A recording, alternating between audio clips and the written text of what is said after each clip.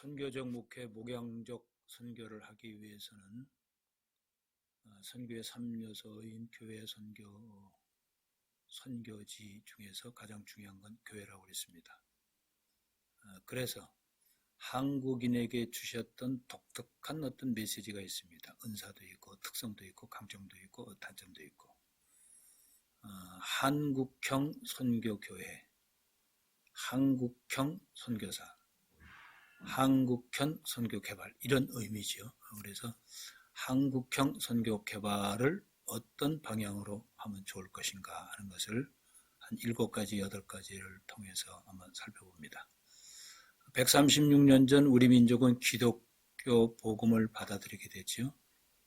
그러므로 한민족은 전혀 새로운 민족이 됩니다. 전혀 새로운 민족이 되죠. 5천년 동안 샤머니즘, 또 1500년의 불교 문화, 또 500년의 유교 문화와 다른 새로운 어떤 문화 속에 새로운 민족이 또 문화가 형성이 됩니다. 복음의 탁월한 민족으로 한민족 역사상 처음으로 세계 문명사 전면에 등장합니다. 한국 하게 되면은 세계 문명사 전면에 등장했죠. 그러므로 세계 선교를 위해서 거시적 통찰력을 가진 문명사적 관점이 필요했답니다. 그러니까 한국교회와 세계교회 선교적 교회화를 위해서 한국교회도 선교적 교회화, 또 한국교회를 도구로 쓰시는 성령의 인도함을 받아서 세계 지구촌 열방 가운데에 세계교회를 선교적 교회화기를 위한 어떤 한국형 선교교회, 한국형 선교사, 또 이런 것이 개발되어야 된다고 하는 것이죠. 한국은 비서구와 서구 사이에 위치한 것처럼 분명히 세계 선교의 동방과 선도적 위치에 있는 것은 세계 선교가 또 세계에 있는 모든 기독교 국가가 지금 동의하고 바라보고 있습니다.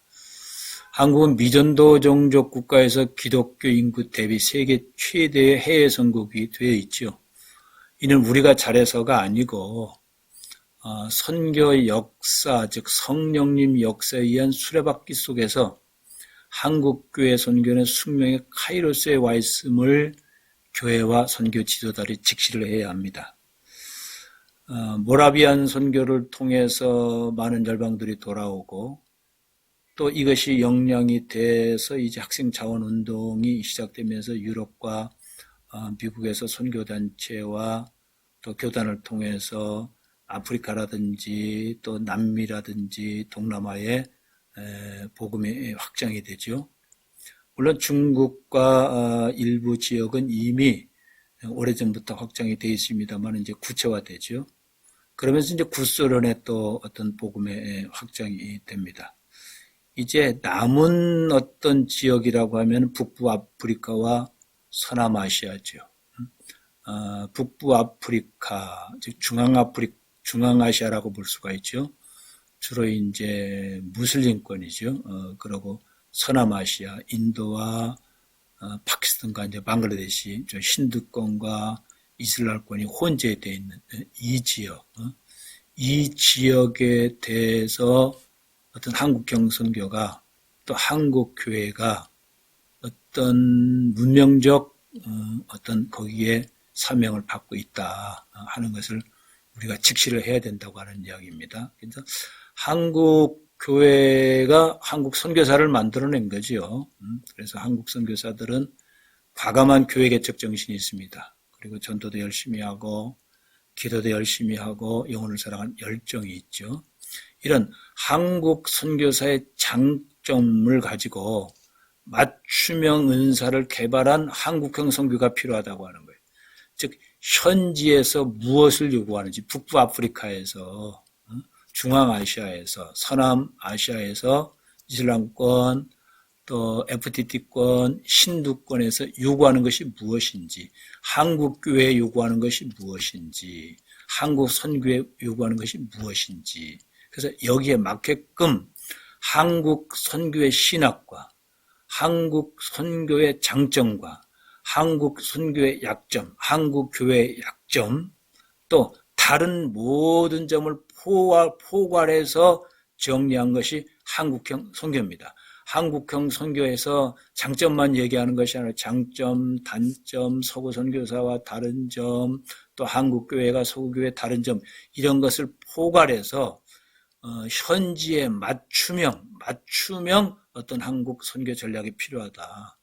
한국형 교회가 필요하고 한국형 선교사가 필요하다 하는 때를 우리가 맞이했다고 하는 것이지요. 한국 교회가 분명히 어떤 숙명의 카이로스에 있다고 하는 거예요. 그래서 한국형 선교는 맞춤형에 맞게끔 특성화되고 전문화되고 국제화되어야 한다. 그러므로 선교의 3요소인 교회, 선교사, 선교지에 대한 각각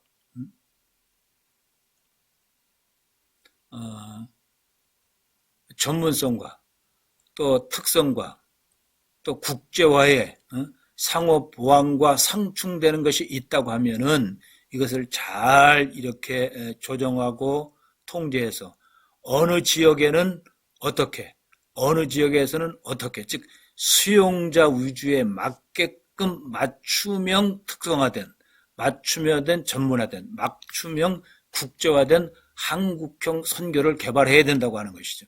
물론 한국형 선교는 성경에 근거해야 합니다. 예수님 선교에 근거해야 됩니다. 성령의 인도함을 받아야 됩니다.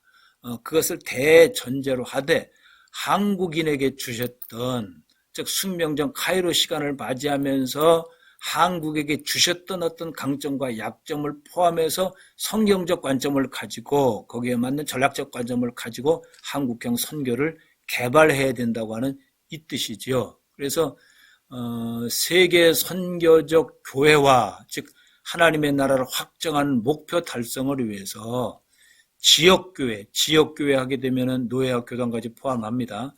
지역교회와 선교단체는 어떻게 한국형 선교를 개발할 것이냐. 선교단체도 역시 소속은 다 교회 소속이지요. 교회 소속된 분들이 어떤 특정 선교 목표를 가지고 전문 선교 목표를 가지고 뜻이 같은 사람끼리 모여서 만든 것이 선교단체죠.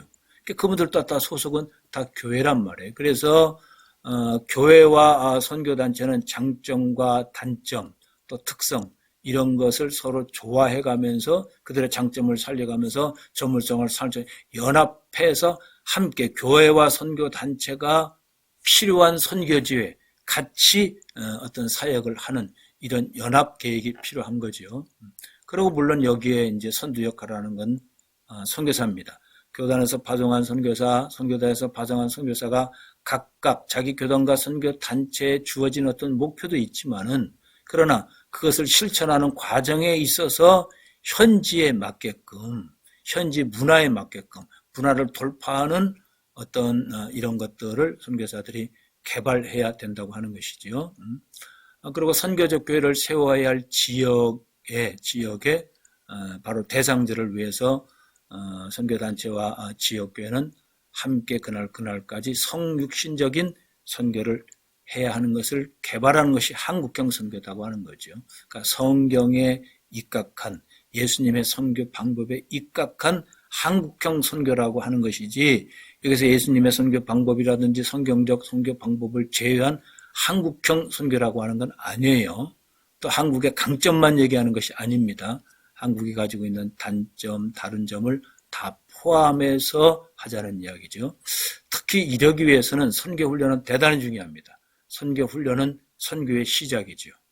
좋은 지도자는 태어나는 것이 아니고 만들어지는 것처럼 선교사에게 영성과 인성, 또 타 문화에 대한 이해, 사역기술이죠. 통역기술, 사역기술을 위해서 선행 선교사들, 또 유럽과 또 미국이나 많은 웹이나 국제선교단체에서 현장을 통해서 만들었던 빅데이터 속에 있는 선행 연구와 자료, 그러면서 또 현장 답사를 통해서 심도 깊은 교육과 훈련을 통해서 선교사는 만들어져야 된다. 즉 선교 목회, 목양적 선교사로 양성되어질 때에 한국형 선교사가 될 수 있는 것이고 또 이분들에 의해서 한국 선교는 진행이 되는 것이고 추진이 되는 것이고 같이 협력해서 이루어진다는 것이 한국형 선교라고 정리할 수가 있습니다.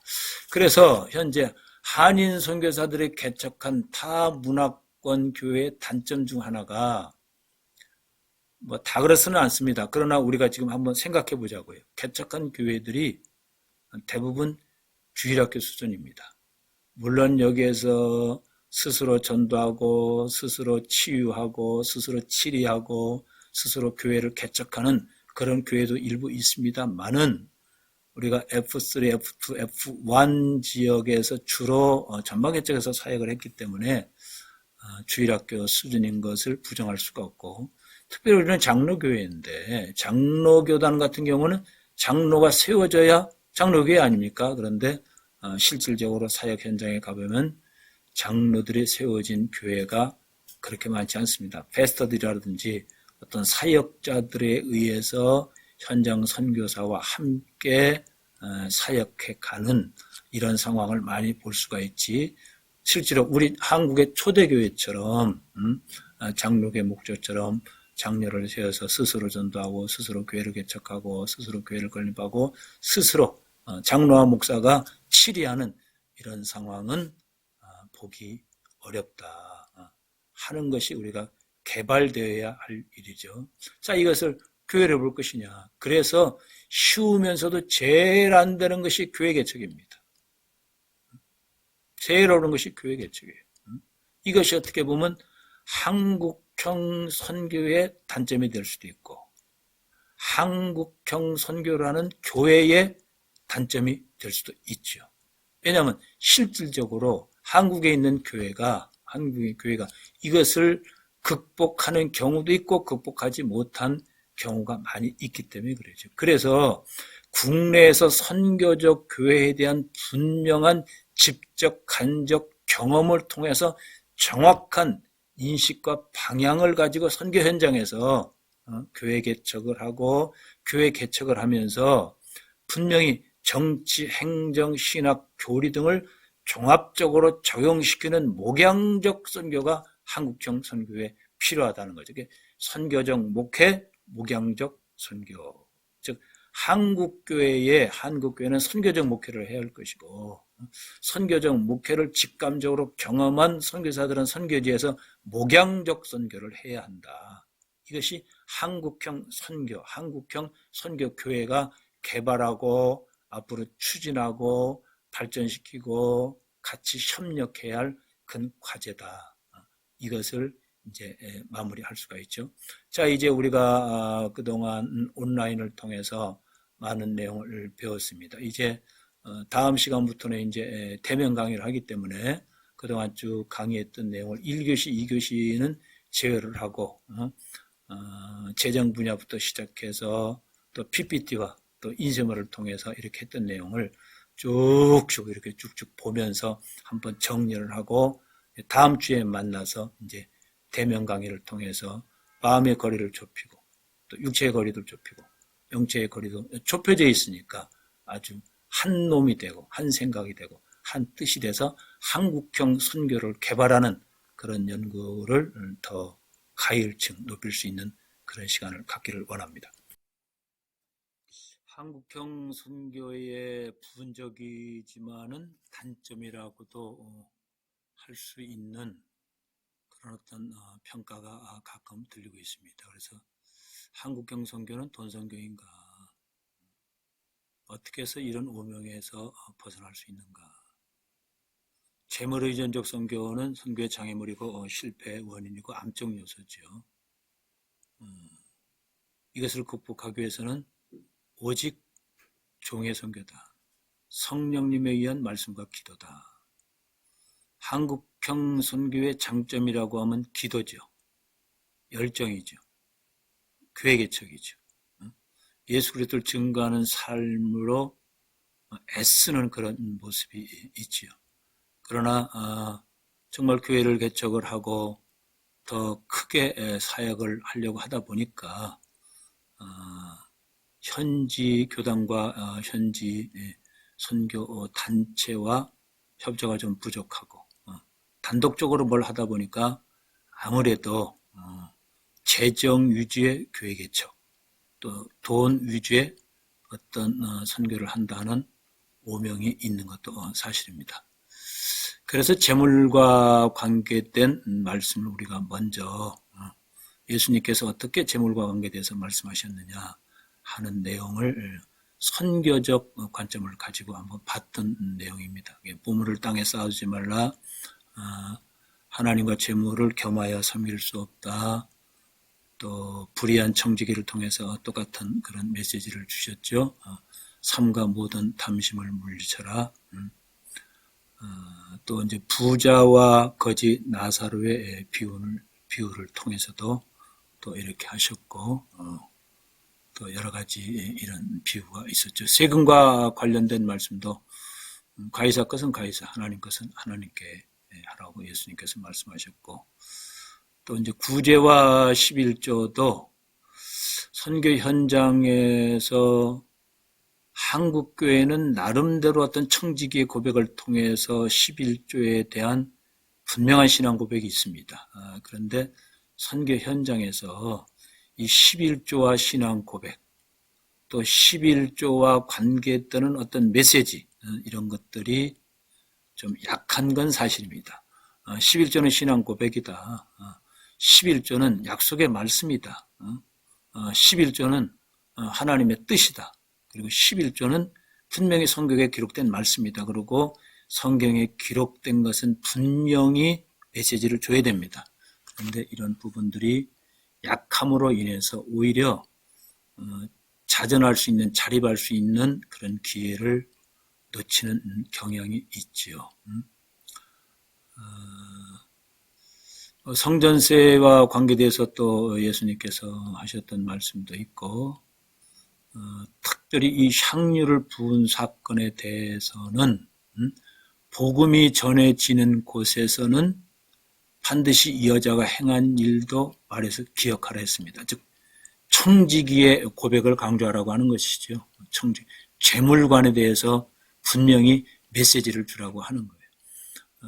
이 마리아가 주인공이 아니고 마리아에게 주님 앞에 드렸던 이 재물관에 대한 청지기에 대한 고백, 이 고백을 분명히 잘 가르치라고 하는 이런 메시지고, 또 과부하가 바친 이야기도 역시 관계되는 것이죠. 그 다음에 성전에서 참 이런 부정적인 모습, 성전 안에서 매매하는 이런 모습들, 또 강도의 소울로 만들었던 이런 모습들이 혹시라도 선교 현장에서 어떤 그들의 문화, 그들의 어떤 생활 방식 이런 것과 같이 엮어져서 진행되고 있는 것을 묵인하지는 않는지 하는 것도 우리가 살펴볼 필요가 있는 것이죠.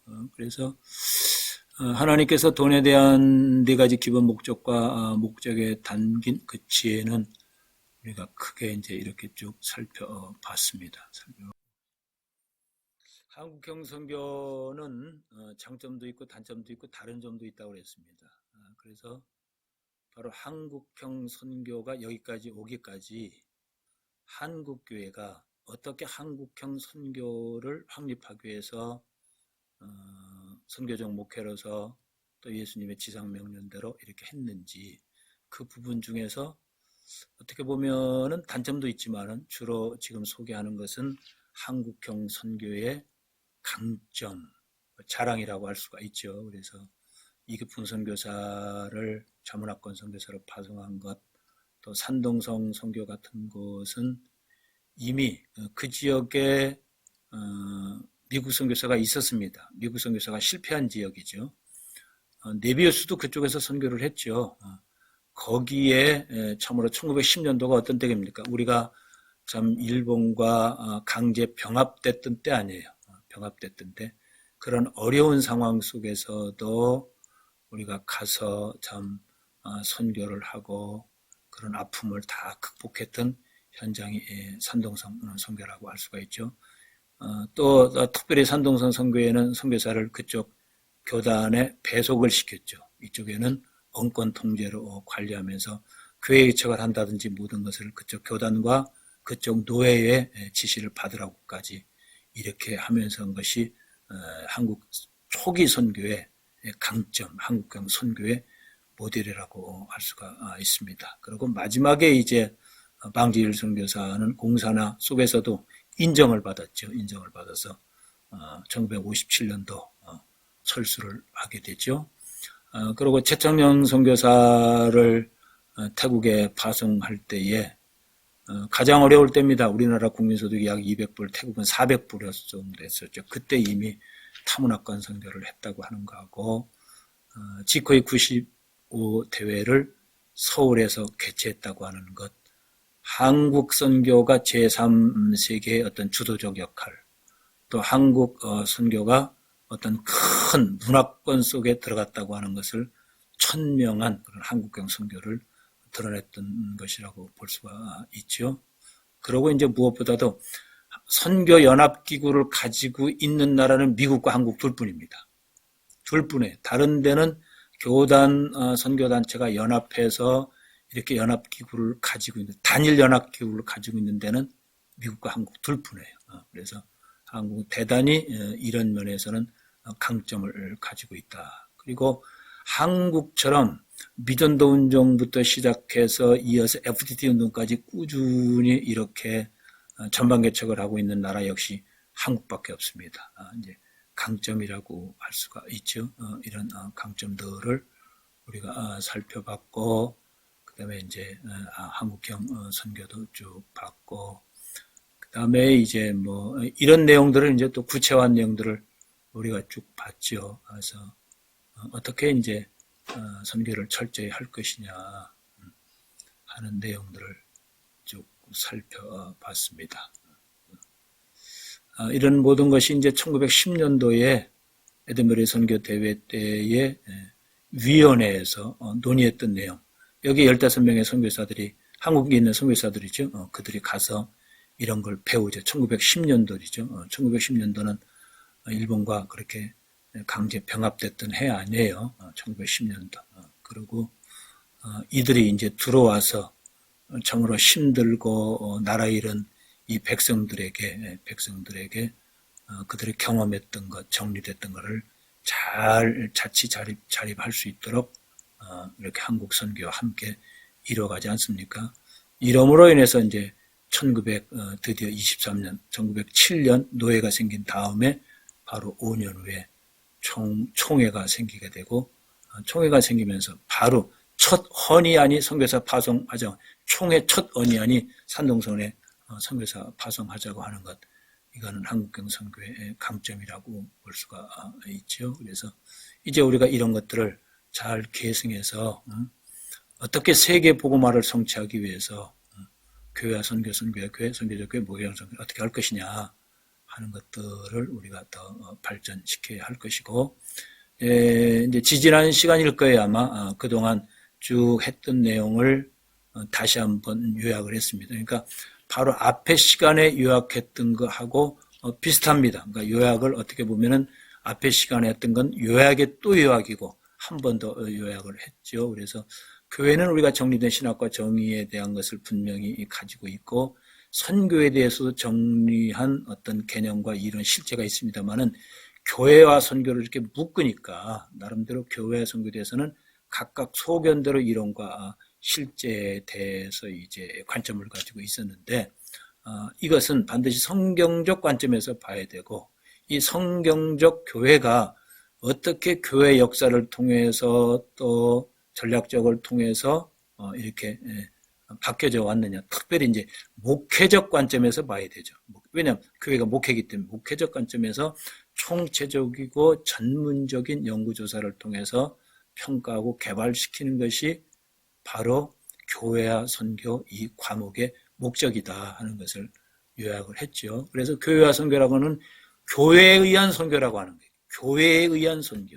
교회와 선교라고 하는 제목은 교회에 의한 선교를 어떻게 할 것이냐. 왜냐하면 교회를 보냈기 때문에. 그래서 선교적 교회는 선교하는 공동체다. 세상으로 보냄받은 교회 외에 어떤 교회도 없다. 세계에 있는 모든 교회는 세상으로 보냄받은 교회라는 거예요. 이것이 분명히 목회자와 또 신앙 공동체에 있는 교인들에게 인식되어야 선교적 교회가 된다고 하는 거예요. 세상으로 보냄받은 교회에는 어떤 경우에도 성령께서 세우신 교회가 없다. 주님께서 세우신 교회가 없다 하는 것을 분명히 우리가 인식을 해야 돼. 이것이 선교적 교회의 출발점이죠. 그래서 선교적 공동체는 바로 이것이 선교적 교회는 초대교회부터 사도들이 이렇게 전통을 세웠다고 하는 것이죠. 성령의 인도함을 받아서. 그래서 교회는 마지막이죠. 생태적으로 세상을 향해 선교할 수 있는 능력을 가지고 창립된 신앙 공동체다. 창립 때부터 선교할 수 있는 능력을 가졌다고 하는 거예요. 왜? 성령께서 세우셨기 때문에. 그런데 우리가 교인이 적다든지 아직까지 교회를 건축해야 됐다든지 메가보라는 교회 성장해서 300명이 되면 교회를 한다든지 이런 어떤 관점을 가지고 있기 때문에 태생적으로 교회가 능력을 가지고 있다고 하는 신앙 공동체라고 하는 이것에 대한 열정이 식어졌다고 볼 수가 있죠. 자, 교인이 10명이라고 봅시다. 교인이 2명이라고 봅시다. 미전도 종족 입양은 얼마든지 할 수 있는 거예요. 선교라고 하는 것은 미전도 종족 입양부터 시작되는 거예요. 미전도 종족 입양하는 건 돈 들어가지 않습니다. 미전도 종족 입양하면은 상대에서는 알지도 못해요. 예를 들어서 토마스 선교사가 파송한 미국 웨일즈 교회는 한국 조선에 대해서 몰랐습니다. 그런데 자기 아들이 순교한 그때부터 시작해서 웨일즈 교회 담임 목사는 자기 아들이 순교한 이 조선을 위해서 비전도종적으로 입양을 한 거죠. 그리고 25년 동안 입양해서 기도합니다. 그리고 담임 목사님이 돌아가시죠. 그 해가 1884년이에요. 그러니까 입양을 해서 끝까지 선교적 마음을 가지고 기도하다 보니까 그 한우박교회에서 선교사가 다시 오지는 않았지만은 알렌이 오지 않습니까? 언더우드가 오고 아펜셀러가 오지 않습니까? 그러니까 입양할 때부터 시작해서 이미 선교하는 교회다. 그러면 세 가정이 있다 할지라도 입양을 할 수 있는 거예요. 미전도 종족이 얼마나 많이 있습니까? 미개척 종족이 얼마나 많이 있습니까? 우리가 이미 공부를 했지 않습니까? 지역 연구를 통해서. 북쪽의 북인도의 나갈란드라든지 이쪽은 좀 제외하고 얼마나 많은 무슬림 또 이슬람 얼마나 많습니까? 북부아프리카 얼마나 많습니까? 종족이 얼마나 많습니까? 그 종족들이 하여튼 7078 종족이 있잖아요. 이 종족을 입양하면 되는 거예요. 오늘부터 우리 교회는 바로 아프리카에 있는 베르베르 종족을 입양했다 하고 그 종족으로 해서 기도하면 그것이 선교하는 거예요. 그게 선교적 교회예요. 그리 하다 보면은 거기 있는 선교사와 연결해서 할 수 있는 역량껏 선교사를 위해서 기도하는 거고 선교사 함께 도울 수 있는 것 도우고 그래서 교회가 또 하나님께서 크게 축복하시면 또 새로운 사명을 가지고 그 지역에 선교사도 파송을 하는 거고 이것이 선교적 교회란 말이에요. 그러니까 얼마든지 선교할 수 있는 꼭 선교사를 파송해야 선교하는 교회가 아니라고 하는 거예요. 입양하고 그 다음에 그 교회를 해서 기도하고 현지를 기도하고 이것이 한국형 선교가 한국 교회가 개발하고 분명히 인식해야 할 것이다. 이 내용이에요. 이 내용. 그래서 모든 교회 공동체 안에는 임재되는 성령의 능력이 있다. 예루살렘 교회가 얼마나 힘들었어요. 안디옥 교회가 얼마나 힘들었습니까? 바울이 얼마나 힘들었습니까? 바울은 입양부터 하잖아요. 로마를 먼저 입양을 하잖아요. 빌립보 가면서 고린도 교회를 입양하잖아요. 입양부터 한단 말이에요. 그 지역에 대해서 이미 입양을 해놓고 그 지역으로 가지 않습니까? 우리가 지금 입양해야 할 종족이 얼마나 많습니까? 입양해야 할 지역이 얼마나 많습니까? 그러니까 성경적 가는 거고 성경 바울을 따라갔던 걸 가는 거예요. 그래서 교회 개척의 역사는 다 바로 선교적 교회에 의해서 시작이 됐다 하는 이런 걸 봐야 되고 자 이런 걸 위해서 우리가 세계 100대 사건도 받고 또 한국 선교 100대 사건도 쭉 이렇게 봤습니다. 그래서 집중 연구는 지역 연구를 통해서 더 집중 연구를 하고 특별히 다시 한국은 제3 선교 제3세계 선교 주자면서 세계 선교를 주도하고 있다. 누가? 우리가 섬기는 교회가, 내 교회가, 하나님께서 나에게 맡겨준 우리 교회가 이 일을 한다고 하는 거예요. 뭐 대형교회가 하는 것도 아니고 사명받은 교회가 아니고 모든 교회, 하나님께서 세우신 목사가 있는 모든 교회는 다 세계 선교의 주자가 될 수 있는, 제3세계 선교를 주도할 수 있는 그런 사명을 한국교회에 주어졌다. 이것이 한국형 선교교회라고 하는 거예요.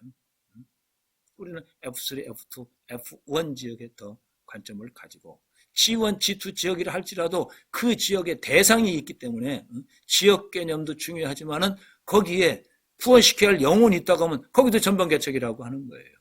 그래서 그쪽에 선교사를 파송한 거고 그쪽에 디아스포라 교회가 있는 거고 한인교회가 있는 거고 그렇지요. 그것이 바로 한국형 선교 개발이다 하는 내용을 우리가 쭉 이렇게 봤지요. 세계교회사 100대 사건을 연도별로 우리가 쭉 살펴봤습니다. 49년 예루살렘 사도회의부터 시작해서 네로의 박해, 베드로와 바울의 순교, 좀 신학적으로, 교회사적으로, 또 교리적으로 대단히 중요한 어떤 사건들이 많이 있었던 것을 연도별로 이렇게 쭉 볼 수가 있죠. 특별히 325년 니케와 공의회는 대단히 중요한 의미가 있죠.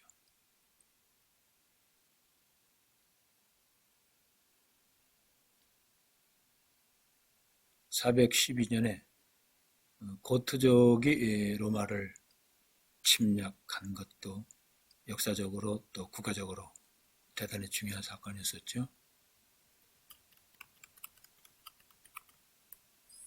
에베소 공회 3차 에베소 공회에서 네스토리오스파가 이제 정자가 되고 이들이 이제 중국과 또 인도, 또 아프리카 이 지역으로 가면서 새로운 어떤 분파를 만들게 되죠. 패트릭 아일랜드 선교도 대단히 중요한 선교사적 의미를 가지고 있습니다.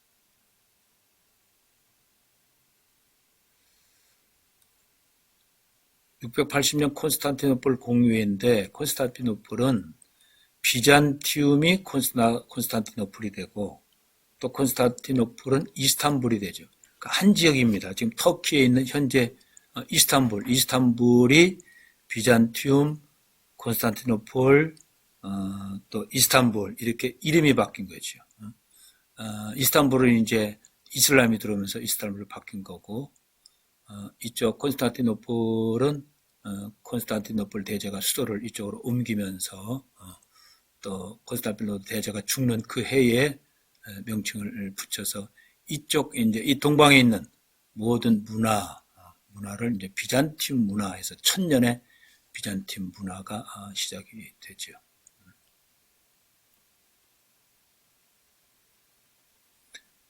러시아의 블라디미르가 이제 정교회를 선택할 것이냐, 아니면 기독교를 선택할 것이냐, 이슬람을 선택할 것이냐 하고 나름대로 이제 부하들을 통해서 보고를 받고 결심한 것이 러시아 정교회를 선택함으로 해서 나중에는 이제 러시아 정교회가 동방 정교회의 그리스 정교회 다음에 어떤 선도적 역할을 하고 있고 지금도 그렇게 되고 있죠.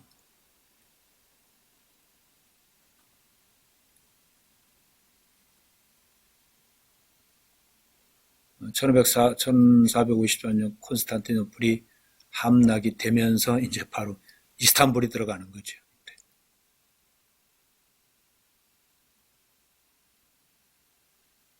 마틴 루터의 이제 기독교 개혁을 한 95조항 대단히 의미 있는 1517년이고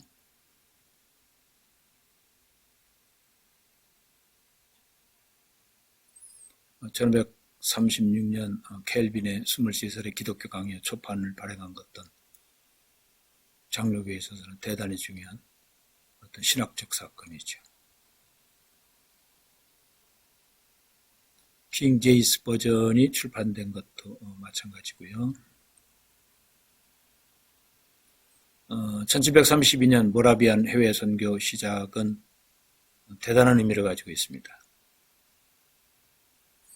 조지 휴필드라든지 요한 웨슬레라든지 또 이런 어떤 그 영성가들에 의한 선교 동원, 젊은 사람들을 선교 현장으로 보내는 이런 역사 대단히 중요했죠. 찰스 피니도 이제 나중에 같이 동참해서 그 일을 하게 되죠. 그 계승한 것이 이제 바로 무디에 의해서 이어지게 되고 SVM 운동이 탄생이 되죠.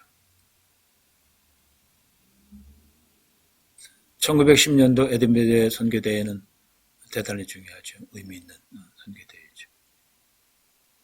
여기까지는 이제 빌리그람의 에든베르 선교대회 대회장도 했고 모든 후원을 해가면서 이제 빌리그람에 의한 복음주의가 계속 확장이 되는 걸 볼 수가 있죠.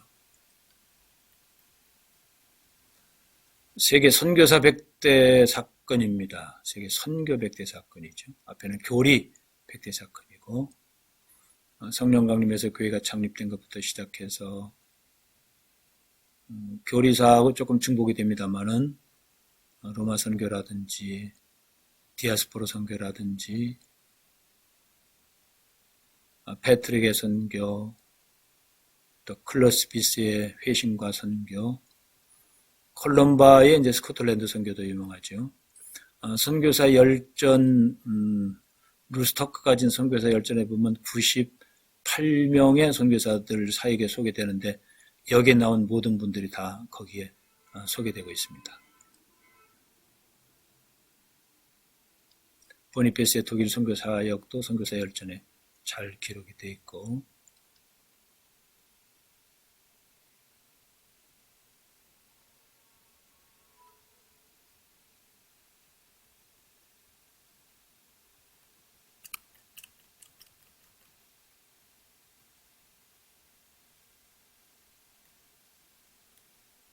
캐톨릭권의 이제 마테오 리치의 중국 선교가 1583년에 시작이 됐죠.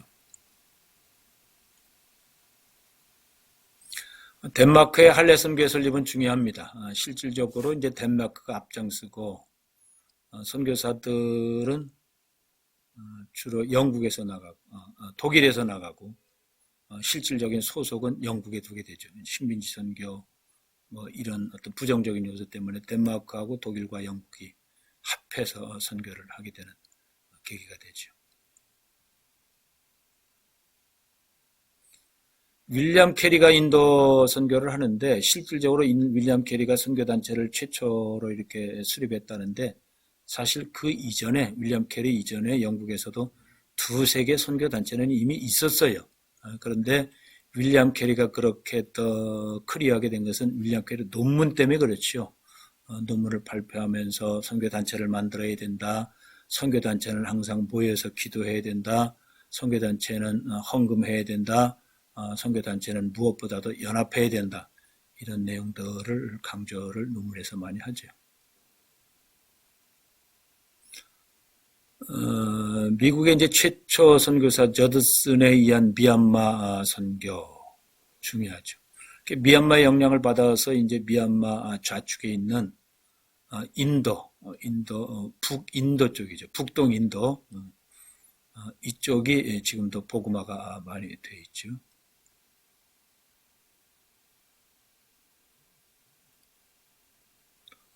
테일러의 중국 내지 선교 중요합니다. 한국으로서는 이제 알렌이 1884년에 돌아온 것을 기본으로 하고, 그 다음에 이제 바로 여러 가지 이제 선교 대회들이 런던, 미국, 유럽에서 조직이 되게 되고, 그러면서 이제 100년 되면서 또 선교의 여러 가지 새로운 시작이 되죠. 에드베르 선교대회가 1910년에 있었던 거죠. IMC가 1921년도 만들어지게 되고 WCC가 이제 1948년도 IMC로부터 이제 분리가 되죠. 여기 때문에 이제 로잔 회의가 나온 거예요. IMC의 그 전통을 계승하겠다. 복음주의 계통, 개혁주의 계통의 선교를 계승하겠다고 하는 것이 바로 로잔 1, 2, 3죠.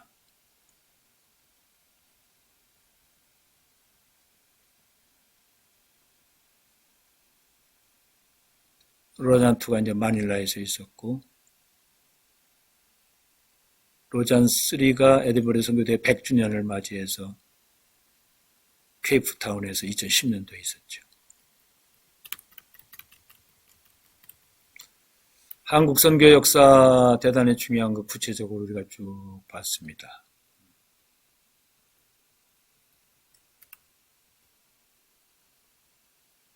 이수정에 의해서 이미 한국 선교의 필요성을 미국에 인식시켰죠.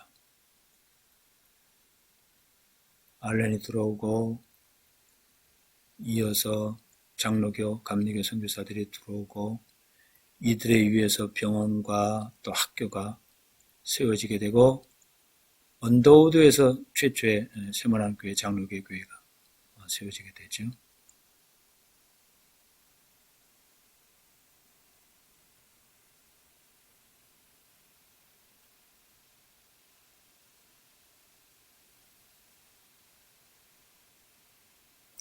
언더우드도 이제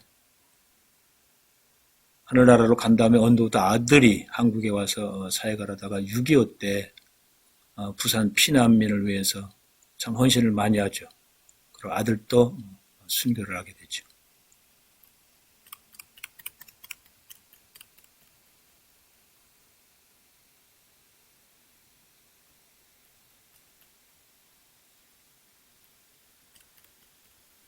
선교사들에 의해서 세워졌던 교회, 또 병원,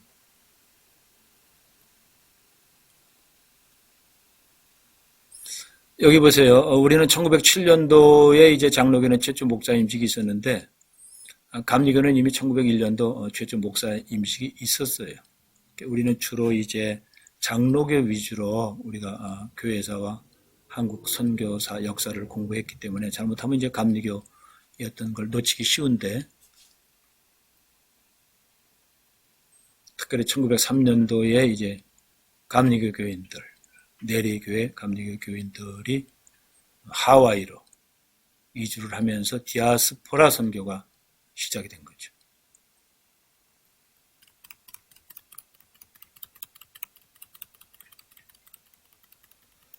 네비우스 선교 방법에 대해서 우리가 쭉 살펴봤습니다. 네비우스가 창안한 것이 아니고 앤더슨과 헨리벤에 의해서 그동안 영국과 미국 선교사들이 100여 년 가까이 실패했던 내용들, 이런 내용들을 헨리벤과 또 앤더슨이 계속 강조를 했죠.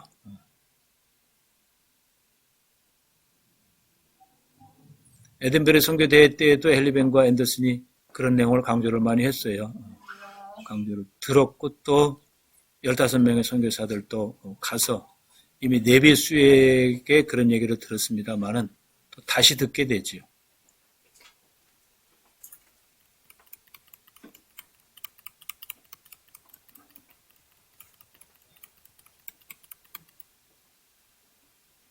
여기 벤과 앤더슨이 나오지 않습니까?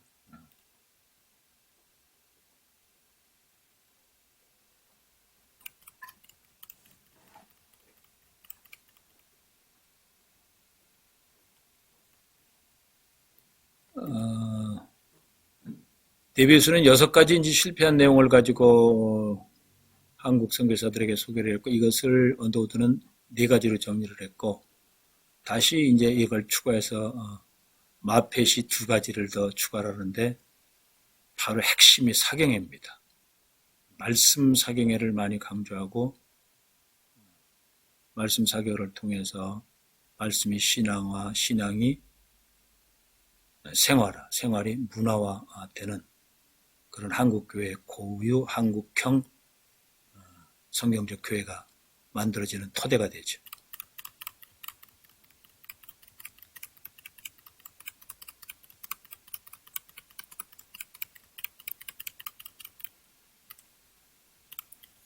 선교 방법들을 살펴봤는데 이때 했던 이런 방법과 주장들이 현재까지 계승되면은 더 한국형 선교가 효과적이겠다 하는 것들이 많이 있습니다. 이것이 차단이 되고 실제로 바뀌고 어떻게 보면은 좀 벗어났던 이런 어떤 선교 현장이 일부 있다고 하는 걸 우리가 부정할 수가 없습니다.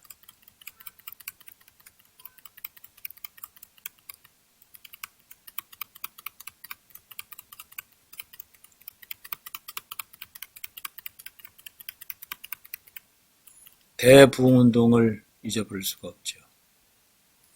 바로 운동할 때 이제 모토가 한국에 와서 이걸 보지요. 보고 1910년도 에든버리 선교대회 때 한국에 대해서 이제 평가를 한 겁니다. 한국에 대해서 모토가 평가를 할 때 15명의 한국에 있는 서양 선교사들이 같이 동의를 하면서 8개 위원회에서 여러 가지 이렇게 저렇게 그런 안들이 나온 것을 우리가 이미 살펴봤죠.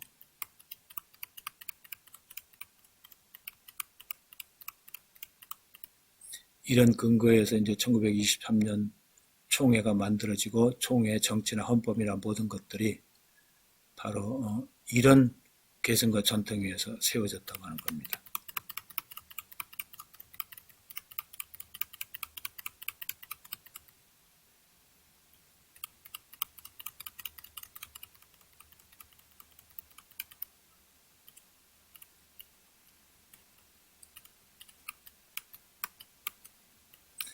일제와 강제의 병합도 어떤 대부흥의 과 연관해서 대부흥의 어떤 더 폭발적인 그런 것이 가져올 수 있는 어떤 기회도 됐죠.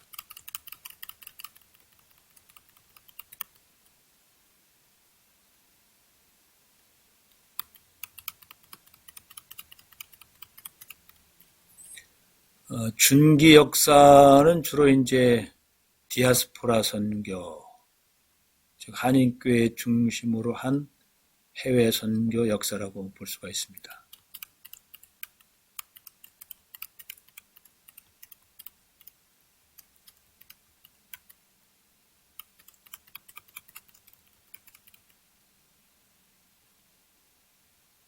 (1908년도) 남감리교회는 만주 선교를 이화춘을 북간도에 파송해서 이미 시작을 했죠.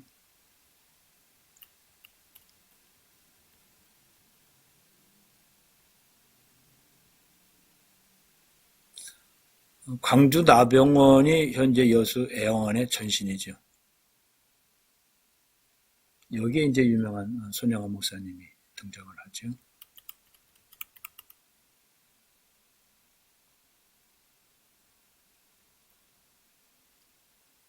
바로 1910년도 15명 외국 선교사와 함께 윤치호가 에덴베레 선교대에 참석을 하죠.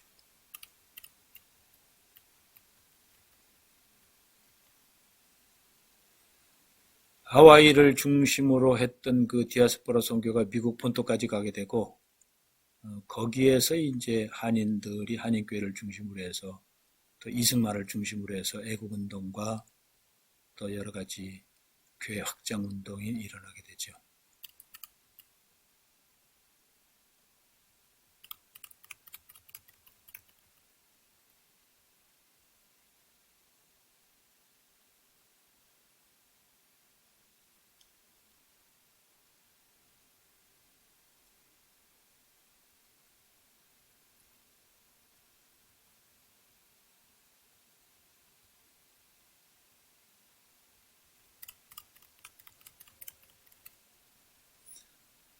(1925년도) 캐나다 개신연합교회가 이제 연합교회로 발전하면서 보수주의 색깔이 약해지죠. 그러니까 영재영 선교사는 보수주의였는데 자유주의 연합에 이제 부정적인 의견을 표하게 되고 다시 이제 본국으로 갔다가 일본에 와서 고베에서 다시 선교를 하면서 김치선 박사와 다시 연결이 돼서 김치선 박사를 대신교단을 설립하는 귀한 분으로 훈련과 양성과 교육을 시키죠.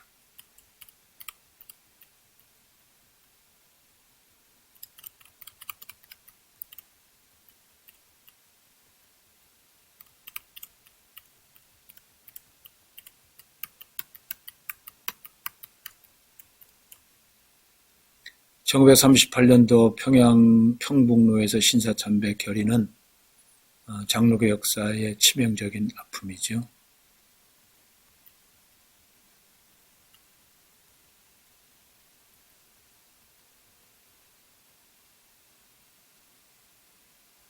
(44년도) 주기철 목사님 최봉석 순교하는 사건도 이제 여기와 연결이 되죠.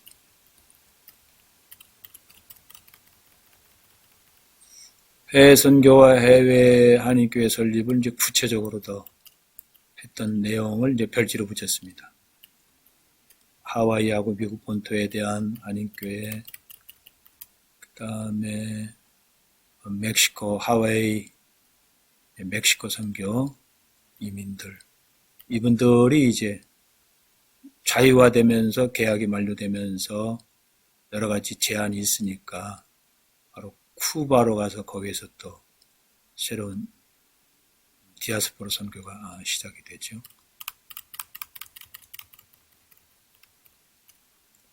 일본 선교는 대단히 처음부터 연합교회를 해서 유학생 중심으로 해서 장로교와 감리교가 연합을 해서 교회가 세워져서 연합교회 명칭이 제1번 동경초선 예수교 연합교회고 12대 담임 목사님이 김치선 박사였었죠. 만주 시베리아 선교는 이제 크게 넷으로 나눴죠. 남만주, 동만주가 간도, 북만주 시베리아에서 각각 장로교, 또 감리교, 여러 외국 선교 단체와 또 자생적인 한국 선교사들이 여기에 나가서 선교를 하게 됩니다.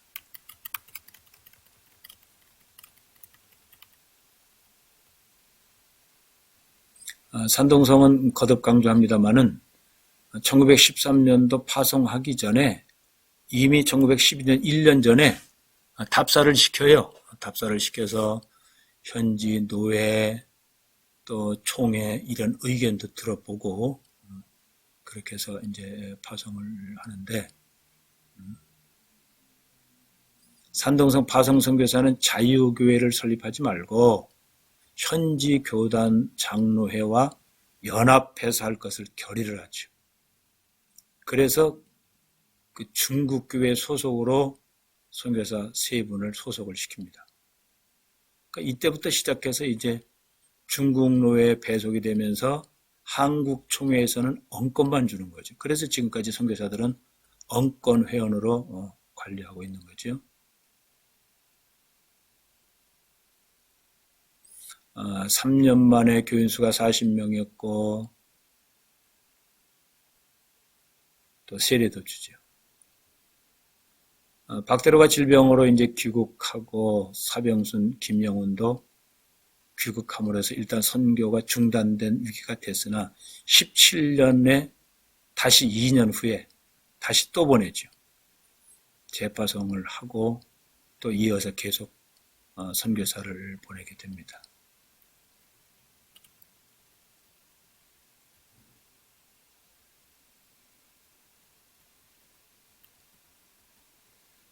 교훈은 우리가 깊이 볼 필요가 있습니다. 1920년 중국 공산당 조직과 1930년 국민당 정부와의 싸움 등 반기독교적인 사회 분위기와 1931년 상해사변, 1937년 중일전쟁 등 어려운 점이 많이 있었으나 이러한 한계를 극복하면서 중국에 가서 선교를 했다.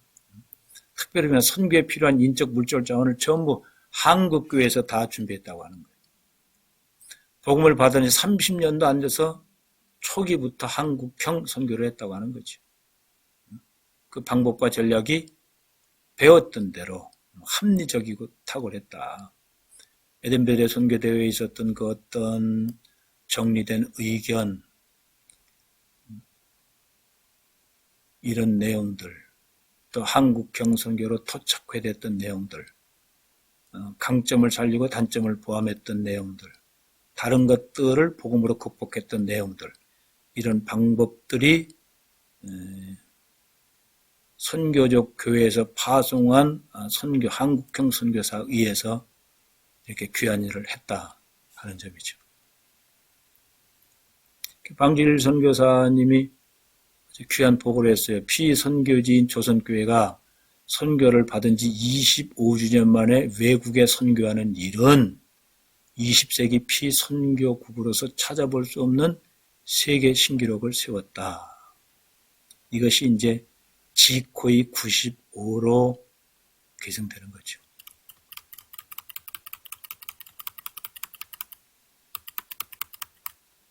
그래서 이제 지코이 95에 한국이 어떤 역할을 했고 이것을 기점으로 해서 어떻게 한국 새로운 선교의 역사가 있느냐 하는 것을 다시 한번 살펴봤던 거예요.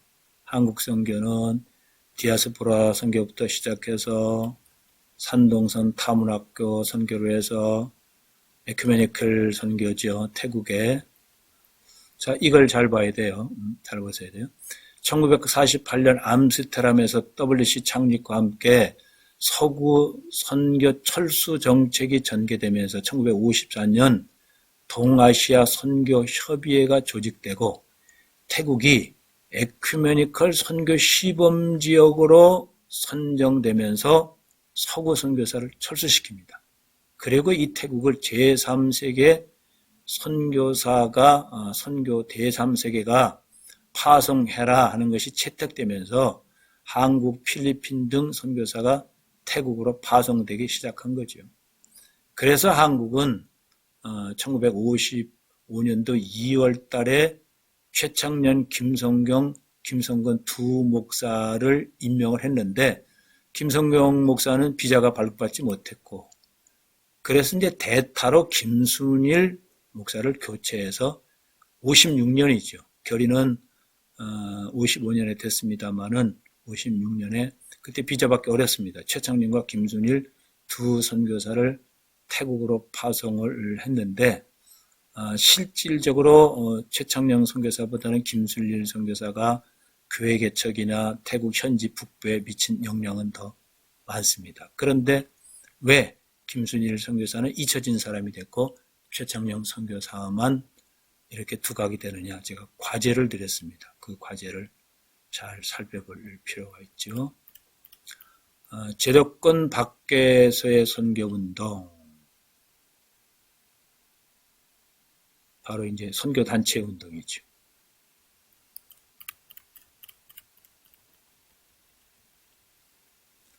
여기에는 이제 조동진 박사의 역할이 대단히 큽니다. 지금도 조동진 박사는 살아계시죠. 조동진 박사의 역할에 의해서 제3세계 선교 지도자가 되면서 한국 선교는 더 두각을 나타내죠. 조동진 박사는 동서문화연구회를 만들죠. 한국 세계 선교의 폭발적인 성장 시대가 1984년부터 2000년입니다. 그런 여러 가지 이유가 있죠. 엑스포도 있었고 또 빌리그램이 큰 역할을 했죠. 가장 중요한 건 지코이 95가 폭발적 어떤 역할을 한 거죠. 우리는 이제 지코이 95를 앵코이로 바꾼 거죠. 앵코이로 바꾼 겁니다.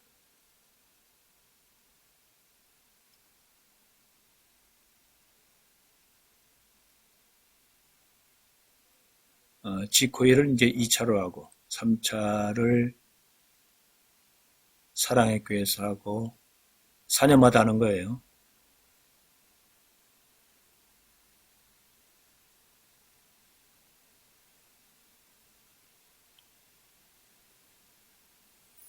수영역구에서 이제 2018년에 앵커이 7까지 했고, 여기에 큰 역할을 한 사람이 이제 전호진 박사가 초대 총무했고, 그 다음에 강승삼 선교사님이 했고, 한정국 선교사가 이었고, 지금은 조영준 사무총장이 이 일을 맡아서 하고 있죠.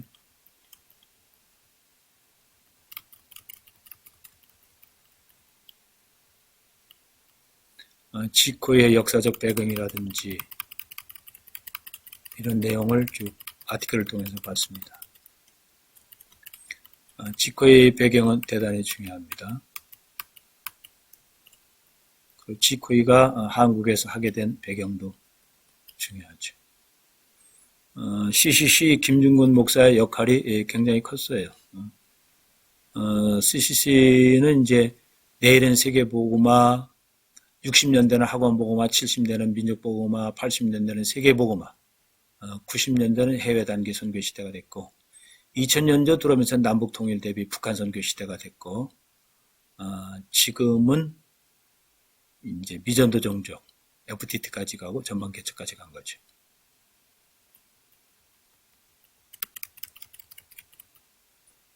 지코의 이제 목표 전략이 템플이죠.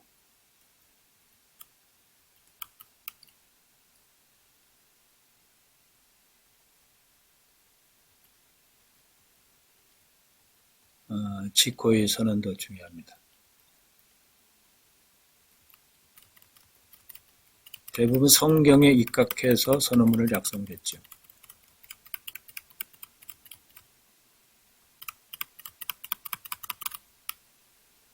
자, 그동안에 이제 공부했던 것을 쭉 복습도 했고, 또 요약도 2번을 했고, 그래서 전체로 이제 마무리했습니다. 이제 과제를 드리면서 마무리를 하고, 다음 시간부터는 이제 대면 수업이 되는데, 과제는 하나입니다. 한국형 선교의 장점과 단점. 한국형 선교의 장점과 단점. 장점 생각나는 대로, 또 단점 생각나는 대로. 한국형 선교의 장점이라고 하면 영혼을 사랑하는 열정, 어디든지 간다. 또 반드시 교인이 있다고 하면 외국에서 교회를 개척한다. 또 기도의 열정이 있다. 개척 정신이 있다. 이런 것들이 이제 한국형 선교의 장점이 되고, 단점도 있습니다. 현지 교단과 현지 단체와 협조가 좀 미흡하고, 또 장로교 같은 경우는 장로교 정통 정체와 행정을 제도하는 것이 좀 약하다고 볼 수가 있죠. 그리고 재정을 의지하는 경향이 없지 않아 있습니다. 한국형 교회의 하나의 단점이라고 하면은 자립이 우선이다. 교회가 자립한 다음에 교회가 어느 정도 재정적으로 여유가 된다면 선교를 하겠다는 이런 어떤 약점도 있습니다. 다시 얘기해서 한국형 선교의 장점과 단점, 다른 점이라고 하면은 바로 한국형 교회가 우리 교회, 내 교회죠. 내 교회의 선교적 장점과 단점, 다른 것과 다른 점, 이것을 생각해낸다고 하면은 바로 한국형 교회의 장점과 단점, 다른 점이 거의 일치가 될 것이다. 이렇게 볼 수가 있죠. 그래서 한국형 교회를 보면서 내 교회를 보고, 내 교회를 보면서 한국형 교회의 어떤 맞춤형 선교, 맞춤형 교회를 염출할 수 있는 이런 기회가 될 거예요. 그래서 한국형 선교의 장점과 단점, 그냥 뭐 분량 관계없이 우리가 공부하는 거니까 그냥 배운 대로, 느낀 대로, 또 이건 공개하는 것이 아니니까 잘 점검을 해서 우리의 목회가 선교적 목회가 되고 목양적 선교를 하는 어떤 기초가 되고 또 실제로 어떤 출발점이 되는 이런 어떤 과제를 잘 풀었으면 좋겠어요. 이제 다음 시간부터는 실질적으로 이제 주로 전방 개척이 한국이니까 한국에 있는 이주민이라든지 세터민이라든지 난민이라든지 이런 전방 개척 대상들에 대한 실질적인 이런 한국형 교회가, 한국 교회가 또 우리가 해야 할 일들을 실질적으로 연구하는 그런 시간을 갖기를 바랍니다.